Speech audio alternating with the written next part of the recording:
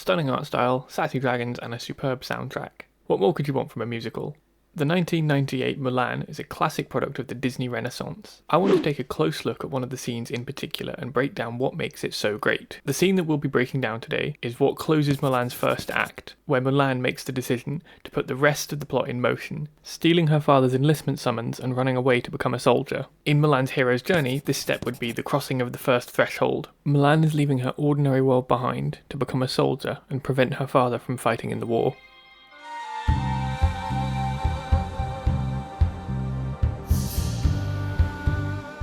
Heavy rain pours all around, while Mulan huddles in the lap of the great stone dragon, the protector spirit of her family. Looking up, Mulan watches the silhouettes of her parents tenderly embrace each other. Her mother leaves as her father blows out a candle. Mulan watches. Many conflicting emotions travel plainly across her face, only for the audience to see. Everyone in the Fa family knows that the enlistment is a death sentence to Mulan's father. Mulan's father, Zhou, is an older man who needs to walk with a stick.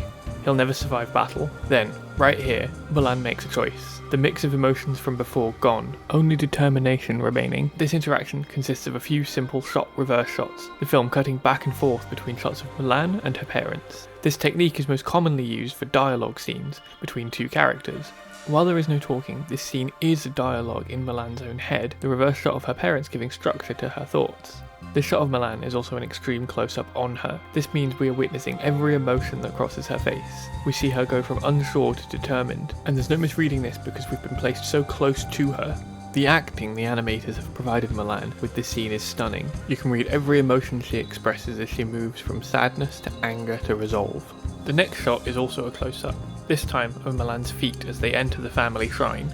The choice to keep this shot in extreme close-up keeps the focus in on Mulan, emphasizing her decision to move forward, no hesitation in her footsteps. It is important to note that Mulan's first action on making this choice is to go to the family shrine. It helps to reinforce the importance of her ancestors to her, and that she is doing this for her family, not for herself. As she lights incense, Mulan sees her reflection, glancing at it for only a moment, focusing on the task at hand. Mulan no longer has time to reflect, like she did earlier in the film. She is now entirely focused. Mulan lights the incense and starts praying to the ancestor spirits, the smoke framing this scene beautifully.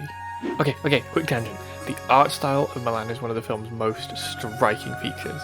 The work on everything is significantly sharper than other Disney films at the time. I suspect to make the film resemble more traditional Chinese paintings. The art style that the film ended up with is somewhere in the middle between classical Chinese while being unmistakably Disney, and so it massively stands out amongst the rest of the company's catalogue of films.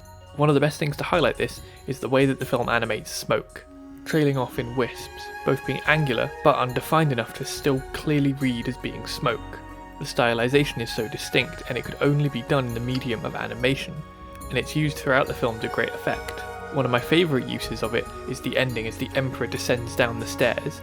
The smoke from the firework Mulan set off, practically clearing a path for him, making him seem more grand than any human can be. Back to the scene. The smoke trail that Mulan lights in the shrine creates an arc that naturally leads the viewer's eye to the dragon statue at the top of the screen, that we then cut to a shot of being in the foreground to get a clear view. Putting it in focus like this is a neat way of establishing the character of Mushu, the dragon, so that when he gets properly introduced in the next scene, we as an audience have already had his existence properly established. The lucky cricket from earlier watches Mulan, establishing both of Mulan's sidekicks for the adventure, with the cricket choosing to follow her out of the shrine at this point. A crack of lightning puts the camera on a close-up of the dragon in the family shrine, watching Mulan as she leaves. The scene then transitions via a match cut, blending two similar looking images together. A match cut like this is something that can only really be possible when animated. The use of a match cut helps keep the pace of the scene up, lending the scene a sense of urgency. Mulan moves to her parents' bedside. Here, she swaps a hair comb for her father's inscription letter. The comb she leaves is first introduced in the song Honour to Us All, and is gifted to her by her mother. This comb is clearly significant to the Fa family. You could believe that the comb is something that every female member of the family has worn when they have met the matchmaker. The comb is stylized with a cherry blossom flower, another important symbol used in the film in the conversation that Mulan has with her father. The scene links the imagery of the blossom with beauty. The flower is even placed in her hair, the same way that the comb is. This object is linked with so much significance, both within the film itself and due to general iconography. It being a beauty product adorned with a blooming flower is the symbol of Mulan's femininity, the patriarchal expectation of her to bring honour to her family as a daughter and as a wife. Here we see her trading this symbol for the inscription letter, the ultimate symbol of masculine duty. Men go to war to fight, and this inscription calls for the eldest sons of each family. Mulan trades her feminine coded symbol for the ultimate masculine coded one. It is again here that the animation on Mulan does such an amazing job at storytelling. The tenderness with which Mulan looks down at her family reminds us once again as to exactly why she is doing this. An entirely selfless motivation drives her. Sharp cut to yet another dragon, this time on the hilt of her father's sword. As she draws the blade, her reflection looks back at her, again no longer uncertain as in the song Reflection, but stoic and determined. Mulan uses this blade, another masculine coded symbol, to cut her hair. Mulan's hair is something that has been drawn attention to multiple times in the film up to this point. Both parents place objects into her hair. Mulan uses her hair to express herself during the song Honor to Us All. In cutting it, she is removing part of her identity. Also makes sense as to why she left the comb. She's not going to need that anymore, will she? The film then cuts to yet another dragon, this time the handle of the closet that holds the family armour. This armour, introduced a short time ago in the film along with the family sword. This segment has Fa Shu taking his sword and attempting a dance. Sword dances were actually used as a military training method in ancient China. In attempting the dance only to drop the sword is a perfect way to illustrate that he is not fit for war. I'm fairly certain this segment is also why I have a love of swords and ancient weaponry in general. Not in any particularly complicated way, more that they're cool and you swing them and they go whoosh, whoosh, whoosh, whoosh. As Mulan opens the armour, it is shown to her at a low-angled shot, with Mulan looking up at it. A low angle like this is where the camera is placed low, making everything in frame appear larger, more intimidating, more powerful. This armour represents everything to do with her father's responsibility. It is this responsibility that Mulan has chosen to take up upon herself, and so the armour appears massive to her. The scene then transitions with a fluttering curtain, another way of keeping the momentum of the scene up. Mulan adorns her father's armour. While staring out at the storm that has started outside, Mulan draws her sword to look at the blade, leading to this iconic shot of her face split in two by the blade, an epitome of the theme of identity and duality that has prominently featured in the film up till this point. It calls back to this shot from earlier in the film, where half of Mulan's makeup is removed, but Mulan is now whole. She is now one identity, steadfast in being male. This shot was so iconic, it was used in marketing material of the film in many regions, such as this poster. With the next lightning clap, Mulan enters the stables to collect Khan.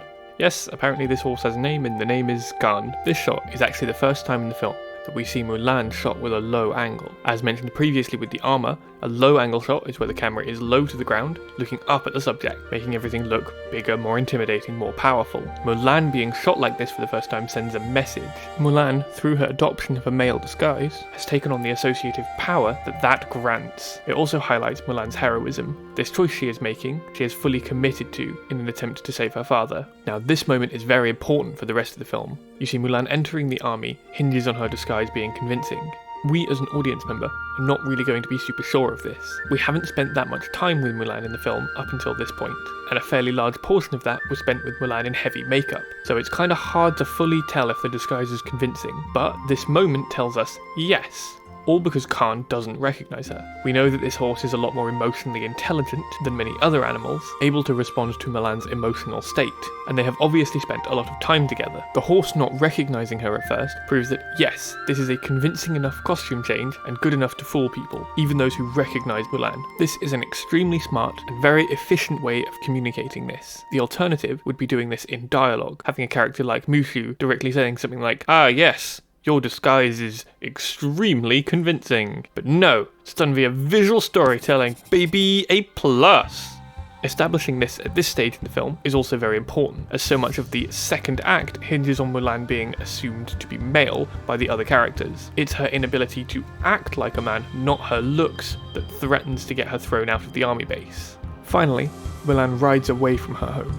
Again, the shot of her is powerful. We cut once again to the dragon from the ancestor shrine, and it seemingly wakes up Mulan's grandmother. This is the first example of the more mystical elements of the film coming into play, something that the scene right after this doubles down on with the introduction of Mushu. It's done here in a way that shadows the upcoming mystical elements of the film, while also keeping the emotions of the scene intact. As the grandmother wakes up the parents, we know that she instantly understands what has happened. As the family leave in an attempt to chase down Mulan, the father falls in the mud, dropping the comb, again highlighting the man's injury and reinforcing why Mulan had to do this.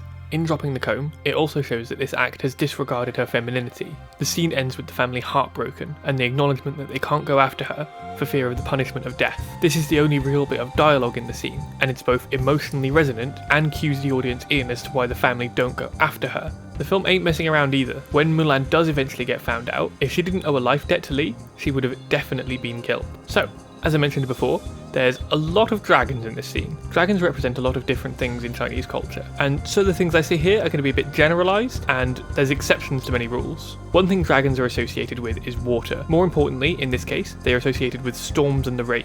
Many villages in ancient China had shrines to a local dragon that they would present offerings to during heavy downpours. This scene in Mulan is filled with heavy downpours, so that's a fairly straightforward inspiration. The storms themselves are also a mirror to Mulan's current emotional state at this stage in the film. She has dishonoured her family, and then had the most awkward dinner conversation in her entire life. In praying at her family shrine, Mulan is also wanting her emotional downpour to stop. The other things that dragons are often associated with is as a symbol of representing the emperor. Many Chinese emperors are actually compared with dragons. This is a mirroring of Mulan's eventual victory, saving the emperor's life and earning his respect. In the end, the emperor actually gifts Mulan with a dragon amulet as the symbol of his authority and newfound respect for her. This scene is honestly incredible, one of my favourite from all the Disney Renaissance and probably in all cinema in general. Incredible work done by the animators, and such an effective way of communicating incredibly emotional beats without having to use a single word of dialogue. If you liked this video, then please do drop a like, share it around on social media, drop a comment to let me know if there's any other scenes from films or TV series you think you'd like to see broken down in a similar manner to this, and of course, thank you for watching.